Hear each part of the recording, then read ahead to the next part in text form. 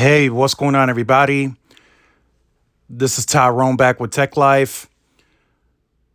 So, Ookla released their second quarter findings in a report, and of course, those findings are crowdsourced. There's nothing scientific about this part of testing from Ookla, and most of you should be aware now that Ookla bought RootMetrics, and RootMetrics is the scientific testing in that regard. So RootMetrics is the scientific test. This testing, this report is crowdsourced.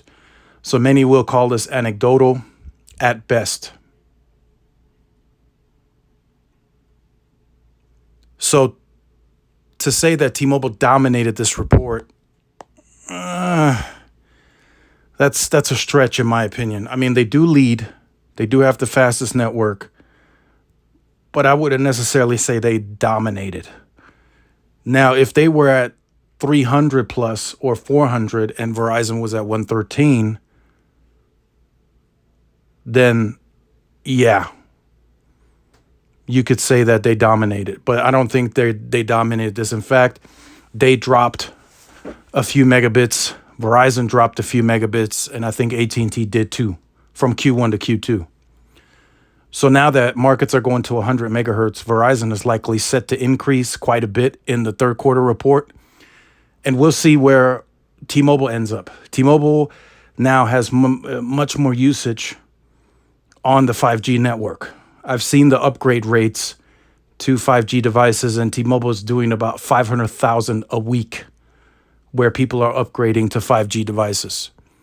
So also the availability, as I've stated in previous videos, I knew it wouldn't last much longer. AT&T is closing that gap. So T-Mobile's at 68%, AT&T's at 55%. So there's not much of a huge gap anymore. It's not like AT&T's at 20 and T-Mobile's at 60.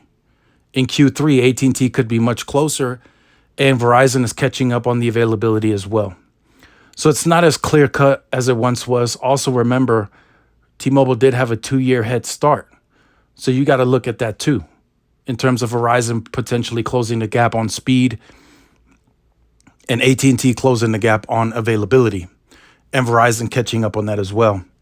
But we'll talk about this fully in another video. I just wanted to share this really quickly. I'll leave this in the description down below. I think using the word dominate is a bit exaggerated in this case. I don't think T-Mobile dominates too much. Although I do think this report shows that T-Mobile is investing and that they are putting in the work, but I think more is needed in the future. So make sure you guys like, share, subscribe, and I'll see you in the next one. Peace.